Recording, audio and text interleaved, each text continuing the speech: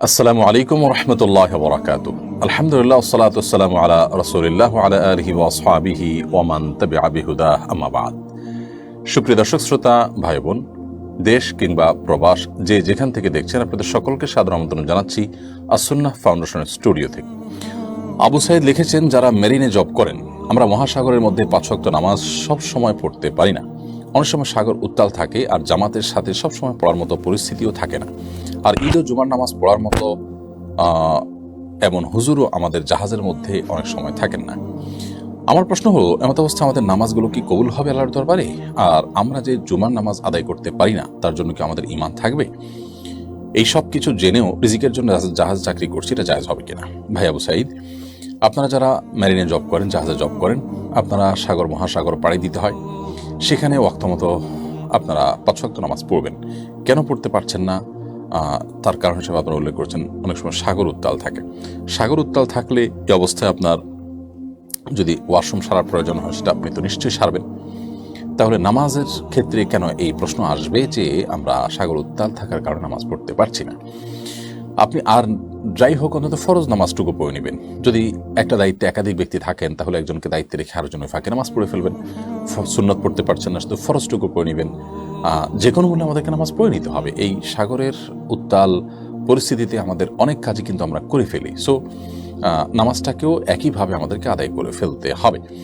এমনকি যদি বলেন যে আপনি ক্যাবলা ফিক্স থাকে না, সারাক্ষণ ঘুরতে থাকে, তাহলে আমি ক্যাবলা যেদিকে আছে সেদিকে শুরু করবো। এরপরে যদি ঘুরে মনে হয় আন্দাজ করে করে নামাজের মধ্যে আমিও ঘুরতে থাকবো।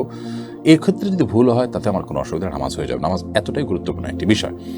জামাতে নামাজ পড়ার মতো যদি পরিস্থিতি না থাকে, তাহলে একা পড়বেন। কিন্তু যদি দুইজনও পান, তাহলে একজন ইমাম হয়ে আরেকজন মুক্তাদি হয়ে জামাতে নামাজ পড়বেন। আমি যতটুকু জানি সেখানে পর্যাপ্ত মানুষ থাকেন। অতএব দুজন করে জামাত করার চেষ্টা করলে সেটা অসম্ভব হওয়ার কথা নয়। আর জুমা ঈদের নামাজের কথা বলেছেন যে ৩ জন মানুষ হলে সেক্ষেত্রে আপনি জুমা নামাজ পড়তে পারেন, একজন আপনাদের ইমাম হয়ে বাকিরা পড়তে পারেন। অবশ্য আপনারা যে জাহাজে আছেন সেটা যেহেতু সফররত আছে, এবং সফররত অবস্থায় কিন্তু জুমা ঈদ ওয়াজিব হয় না, জুমার নামাজ ওয়াজিব হয় না, যার কারণে আপনারা জোহর পড়ে নিলে ইনশাআল্লাহ আপনাদের নামাজ আদায় হয়ে যাবে। আর যদি কোনো বন্দরে আপনারা এসে ভিড়ান, তাহলে সেক্ষেত্রে সেখানে আপনারা নামাজ পড়তে পারেন নেমে, অথবা আপনাদের মধ্যে কেউ ইমামতি করে নামাজ পড়াতে পারেন জাহাজের মধ্যে যখন বন্দরে ভিড়াবেন। আর যখন সাগর মহাসাগরের মধ্যে থাকবেন আপনারা, তখন আপনাদের জন্য জুমার পড়া ফরজ নয়। এবং জুমান আপনার ধারাবাহিকভাবে কয়েক জুমা যদি বাদও যায় সফরে থাকার কারণে, ইনশাআল্লাহর কারণে আপনাদের কোনো গুনাহ হবে না। মঞ্জুর হক আপনি লিখেছেন, এবার এসএসসি পরীক্ষা ফলাফল প্রকাশ হওয়ার পর থেকে এখনো পর্যন্ত 8 জন শিক্ষার্থী আত্মহত্যা করেছেন। প্রায় সব পাবলিক পরীক্ষায় এই ধরনের ঘটনা ঘটে। এর কারণ কি বলে আপনি মনে করেন? প্রতিকারের উপায় বাকি? শিক্ষক অভিভাবকের শিক্ষার্থীদের উদ্দেশ্যে আপনি কি উপদেশ দিবেন? খুবই গুরুত্বপূর্ণ একটি বিষয় ভাই মঞ্জুর হক। এই বিষয়ে আমরা গতকালকে সোশ্যাল মিডিয়াতে আমাদের ফেসবুক পেজ একটি লেখাও দেওয়ার চেষ্টা করেছি, কারণ বিষয়টি আমাকে যথেষ্ট নাড়া দিয়েছে যে একটি পাবলিক পরীক্ষায় শুধুমাত্র কাঙ্ক্ষিত ফলাফল না হওয়ার কারণে একটা মানুষ তার জীবন শেষ করে ফেলবে। এসএসসি পর্যন্ত আসতে গিয়ে একটা সন্তানের, একজন পরীক্ষার্থীর বাবা মা কত কষ্ট, কত পরিশ্রম করে, কত নির্ঘুম রাত কাটিয়ে তাকে এই পর্যন্ত নিয়ে আসতে হয়। সে যখন এভাবে আত্মহননের পথ বেছে নেয়, তখন বাবা মার মনের অবস্থা কি হয়? সারা জীবন তাদের এই কষ্ট তারা কিভাবে বয়ে বেড়ান? এই ভয়ঙ্কর বাস্তবতাটা আমার মনে হয় এই সমস্ত শিক্ষার্থীরা ন্যূনতম চিন্তা করবার সুযোগ পায় না। এর অন্যতম প্রধান কারণ হলো যে বাবা মা নিজেরা সন্তানদেরকে আসলে এগুলো ভাববার মতো সুযোগও দেন না। সন্তানদের জন্মের পর থেকেই বুঝজ্ঞান হয়েছে বা একটু মুখে কথা বলতে শুরু করেছে, তখন থেকেই তাদেরকে পড়াশোনার জন্য আমরা প্রেশার দিতে থাকি, এবং তারা যেন পড়াশোনা করে কেরিয়ার গড়বে, সমাজে প্রতিপত্তি, তাদের অর্থবিত্ত হবে, সামাজিক অবস্থান হবে, এইটাই যেন জীবনের লক্ষ্য এবং একমাত্র উদ্দেশ্য। বাবা মা নিজে অনেক সময় আমরা টাকা পয়সার মেশিন হই, এবং সন্তানদেরকে আমরা টাকা পয়সার মেশিনে পরিণত করতে চাই। দিন শেষে আমাদের যেন সেটাই একমাত্র লক্ষ্য এবং উদ্দেশ্য, যার কারণে আমাদের সন্তানদেরকে আমরা মনুষ্যত্ব শেখাই না, আল্লাহর সাথে পরিচয় করাই না, কোরআন এবং হাদিসের সাথে আমরা পরিচিত করাই না, এবং আমরা আল্লাহমুখী তাদেরকে করি না। যে ছেলে বা যে মেয়ে, যে শিক্ষার্থী তার মধ্যে আল্লাহর প্রতি ঈমান আছে, আল্লাহর প্রতি বিশ্বাস আছে, আখিরাতের প্রতি ন্যূনতম বিশ্বাস আছে, সে কখনো আত্মহননের পথ বেছে নিতে পারে না। কারণ ইমানদারের দৃষ্টিভঙ্গি অনেক গভীরে এবং অনেক দূরে। ইমানদার জানে যে দুনিয়ার জীবনটা খুবই সীমিত। আমার যে কষ্ট হয়েছে, আমি পরীক্ষায় ভালো ফলাফল করতে পারিনি, আমি অপমান বোধ করছি, আমি সমাজের মানুষের কাছে ছোট আছি, এটা কতদিনের জন্য? খুব সীমিত সময়ের জন্য। হয়তো বা আল্লাহ তাআলা আমার জীবনে এমন কিছু দিবেন যে আমার পেছনে সমস্ত অপ্রাপ্তিগুলো দূর হয়ে আমার জীবনটা সমুজ্জ্বল হয়ে যাবে। তাহলে একজন ইমানদার তিনি সাময়িক কোনো বিষয় ভেঙে পড়বেন না, বরং আল্লাহর উপরে ভরসা রেখে সামনে এগিয়ে যাবেন। একটা পরীক্ষা তো আমাদের সামগ্রিক জীবনের তুলনায় খুবই ক্ষুদ্র একটি অংশ, জীবনের ক্ষুদ্র একটি অংশ হলো পরীক্ষা। এই ক্ষুদ্র অংশ, এটাতে ব্যর্থতার কারণে আমার জীবনটাই ব্যর্থ হয়ে গেছে এমনটি যোগ বিয়োগ করার কোনো কারণ নেই। পরীক্ষার সাফল্য ব্যর্থতার উপরে জীবনের সাফল্য ব্যর্থতা নির্ভর করে না। মনে রাখা উচিত যে বহু মানুষ পরীক্ষা ভালো ফলাফল করার পরও তাদের জীবনে তারা সফল হতে পারেন নাই। আর পক্ষান্তরে বহু মানুষ জীবনে পরীক্ষায় তেমন কোনো ভালো ফলাফল করতে পারেন অথচ তারা অনেক সফল মানুষ হতে পেরেছেন। অতএব একজন মুসলমান তিনি নিরাশ হবেন। আল্লাহ বলেছেন, ওয়ালা ইয়াসমির রাহিদাল কওমুল কাফিরুন, আল্লাহর রহমত থেকে যারা অবিশ্বাসী তারা ছাড়া কেউ নিরাশ হতে পারে না। বিধায় আল্লাহর রহমত থেকে আমরা নিরাশ হব না। এই পরিস্থিতির অন্যতম প্রধান কারণ হলো আমাদের সন্তানদের ধর্মহীনতা, তাদের নৈতিক শিক্ষার অভাব, ধর্মীয় শিক্ষার অভাব, তাদের তাকওয়া এবং আল্লাহভীতির অভাব। যদি সেটা থাকতো তাহলে তারা এই অবস্থায় যেত না। কারণ আত্মহত্যা করা মহা অপরাধ। যিনি আত্মহত্যা করছেন, তিনি আত্মহত্যা কেন করছেন? কষ্ট দূর হওয়ার জন্য, যে কষ্ট তিনি সইতে পারছেন না।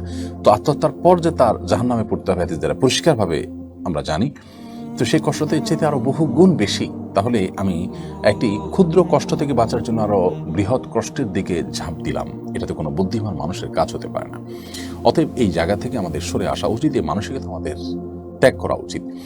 আমাদের শিক্ষার্থীদের মধ্যে ঈমানের দুর্বলতা, নবী করিম সাল্লাল্লাহু আলাইহি ওয়াসাল্লামের হাদিসগুলো না জানা বা সেগুলোর প্রতি আস্থা এবং ভরসা এবং বিশ্বাসের জায়গাটা দুর্বল হওয়ার কারণে কিন্তু এদের অবস্থা হচ্ছে। নবী করিম সাল্লাল্লাহু আলাইহি ওয়াসাল্লাম বলেছেন, কেউ যদি কোনো কিছু দিয়ে নিজেকে হত্যা করে, আত্মহত্যা করে, তাহলে সেই ব্যক্তিকে কিয়ামতের ময়দানে সেই বস্তু দিয়ে আল্লাহ তাআলা শাস্তি দিতে থাকবেন এবং এটি হবে তার শাস্তি। সেখানে মৃত্যু হবে না, কিন্তু কষ্ট হতেই থাকবে। আল্লাহ তাআলা আমাদেরকে মাফ করুন। আল্লাহ বলেছেন, ওয়ালা তুলকু বিয়াইদিকুম ইলা তাহলুকা, তোমরা নিজেদেরকে ধ্বংসের দিকে ঠেলে দিও না। আল্লাহও বলেছেন, ওয়ালা তাকতুলু আনফুসাকুম ইন্নাল্লাহা কানা বিকুম রহিমা, তোমরা নিজেদেরকে শেষ করে দিও না। আল্লাহ তাআলা তোমাদের প্রতি দয়ালু, আল্লাহ চান না তোমরা নিজেদেরকে এভাবে শেষ করে দাও। এই জন্য আত্মহত্যা করা মহাপাপ এবং গুনাহ। নবী করিম সাল্লাল্লাহু আলাইহি ওয়াসাল্লাম আত্মহত্যাকারী ব্যক্তির জানাজা নিজে পড়তেন না, ওনাদেরকে পড়তে বলতেন, শুধুমাত্র আত্মহত্যার এই অপরাধ থেকে মানুষকে বাঁচাবার জন্য। কোন কোন হাদিসে স্থায়ীভাবে জাহান্নামে যাওয়ার কথা বলা হয়েছে। যারা আত্মহত্যাকে বৈধ মনে করবে তাদের জন্য সে পরিণতি হবে। এই জন্য এরকম করা উচিত নয়। শিক্ষার্থীদের আত্মহত্যার একটা বড় কারণ হলো যে আমাদের বাবা মা এবং সমাজ তাদেরকে আমরা এমনভাবে প্রেশার ক্রিয়েট করি যে তারা পরীক্ষায় ভালো ফলাফল করবে, আর না হলে তাদের মরণ যেন নিশ্চিত, এমন একটা ব্যাপার। অন্যান্য বাচ্চাদের সাথে, অন্যান্য ফ্যামিলির ছেলে মেয়েদের সাথে আমরা তাদেরকে কম্পেয়ার করি এবং তাদেরকে এমন একটা জায়গা দাঁড় করিয়ে দিই তাদের জন্য আসলে আর ডু অর ডাই ছাড়া তেমন কোনো উপায় থাকে না। এটি অভিভাবকদের ত্রুটি। অভিভাবকদের উচিত সন্তানকে টাকা পয়সা এবং ক্যারিয়ারের জন্য পাগল পড়া না বানিয়ে তাদের পড়াশোনার জন্য উৎসাহ দিবে, অনুপ্রেরণা করবে, কিন্তু সেই সাথে তাদেরকে আসল কাজ হবে মনুষ্যত্ব শেখানো, আল্লাহ ভীরু করা, মুত্তাকি করা। কোনো কারণে তারা যদি পরীক্ষা ফলাফল ভালো নাও করতে পারে, বাবা মা তাদের পরিপূর্ণ সাহস দিবে, আগে থেকে তাদেরকে অভয় দিবে। আমরা বরং উল্টা আরো প্রেশার দিয়ে তাদেরকে অনেক সংকীর্ণ করে ফেলি। আল্লাহ তাআলা আমাদের অভিভাবকদেরকে দায়িত্বশীল হওয়ার তৌফিক দান করুন। আশিক মণ্ডল, আপনি লিখেছেন, মোজার উপরে মাছের জন্য কি নির্দিষ্ট মোজা আছে, নাকি সকল মোজাতেই মাছের জায়েজ হবে?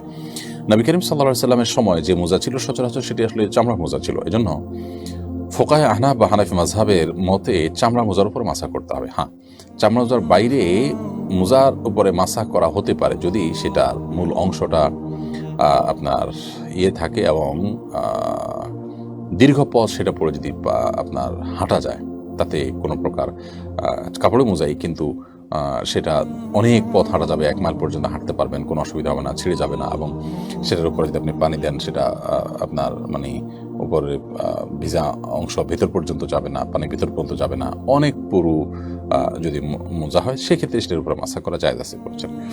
যদি এক্ষেত্রে আরবের উলামা ইকরাম, সৌদি আরবের উলামা ইকরাম তারা যথেষ্ট শিথিল শর্ত দেন, যে কোনো সাধারণ কাপড়ের মোজা যেটা ছেঁড়া না, ভেতরে দেখা যায় না, এটার উপর মাসা করাকে তারা জায়েজ বলেন। তো নিরাপদ হলো চামড়া মোজার উপর মাসা করা। সঞ্জরা রিয়া, আপনি লিখেছেন, আপনার কাছে বিশেষ দোয়া চাই, আল্লাহ যেন আমাকে উত্তম জীবন সঙ্গিনীর ব্যবস্থা করে দেন। দিনহীনদের প্রস্তাব এড়িয়ে চলতে গিয়ে বয়স বেড়ে যাচ্ছে, সাথে রোগ ব্যাধিও বাড়ছে। বোন সঞ্জরা, আল্লাহ রাব্বুল আলামিন আপনার মনের বাসনা পূরণ করে দিন। আল্লাহ আপনাকে ভালো নেককার এবং দিনদার মুত্তাকি জীবন সঙ্গীর ব্যবস্থা করে দিন, আমরা দোয়া করি। এবং এক্ষেত্রে দিনী সার্কেলগুলোর সাথে আমাদের যোগাযোগটা খুব গুরুত্বপূর্ণ। যখন দিনী সার্কেল, দিনী সোসাইটি এবং দিনী আপনার যে পরিবেশ সেটার সাথে আমরা ইনভলভ হব, তখন আমাদের সেই চেইনে ভালো মানুষের সন্ধান পাওয়াটা অনেক বেশি সহজ হবে ইনশাআল্লাহ তাআলা। এমডি আলহাজ হোসেন আপনি লিখেছেন, অনেকে বলে সোনালী গম্বুজ, এটা আসলে মসজিদে আকসা নয়, এর ভিতরে রয়েছে আসলটা, সত্যটা জানতে চাই। হ্যাঁ, এটা ঠিক যে ফিলিস্তিনে মসজিদে আকসার আশেপাশে আরও এক দুটি মসজিদ রয়েছে, যেগুলো আসলে মসজিদে আকসা নয়, এগুলো পরবর্তীতে ইসলামের সোনালী যুগের স্বর্ণমানব বিভিন্ন শাসকবর্গের সময় তৈরি হয়েছে। তো এটা তো এখন ছবি নাই যে আমি আপনাকে দেখিয়ে দিতাম। তবে এটা ঠিক যে মসজিদে আকসা আর ওখানে আপনার বড় যে গম্বুজ বিশিষ্ট, যেটাকে মসজিদ আকসা হিসেবে আমরা অনেক সময় পরিচিত করা বা দেখাই, সেটি আসলে এক নয়। তবে হ্যাঁ, একই চৌহদ্দিতেই কাছাকাছি অবস্থিত। নাজিয়া নাজমুল আপনি লিখেছেন, গৃহকর্মীর কোনো শক্ত অভিভাবক নেই, তার বিয়ের জন্য জাকাতের টাকা জমা করে রাখতে পারবো কিনা? গৃহকর্মীর ওরকম দায়িত্বশীল কোনো অভিভাবক না থাকলে আপনি নিজে অভিভাবক হলেন, সেক্ষেত্রে তার বিয়ের জন্য জাকাতের টাকা রেখে দিতে পারেন, কোনো অসুবিধা নেই। সেক্ষেত্রে এমনভাবে রাখবেন যে তাকে মালিক বানিয়ে দিলেন, সে হয়তো নষ্ট করে ফেলবে, সেই সাথে আপনি তদারকি করলেন। অথবা আপনার কাছে রাখলেও আপনি অ্যাজ এ অভিভাবক তার জন্য অ্যাকাউন্টগুলো আলাদা রাখলেন, আপনি তদারকি করলেন, সেই চেষ্টা করলেন। কিন্তু জাকাতের টাকা যতক্ষণ পর্যন্ত অভাবীর হাতে আপনি হস্তান্তর করে না দেবেন, ততক্ষণ পর্যন্ত আপনি তার দায়মুক্ত হবেন না, জাকাত আদায় হবে না। এক্ষেত্রে তার অ্যাকাউন্ট খুলে জাকাতের টাকা সেখানে রাখলেন এবং অ্যাকাউন্ট আপনি নিয়ন্ত্রণ করলেন, আপনার কাছে চেক বই থাকলো ইত্যাদি, সে যাতে নষ্ট না করে ফেলে সেদিকটা খেয়াল করলেন, সেটা আপনি করতে পারেন।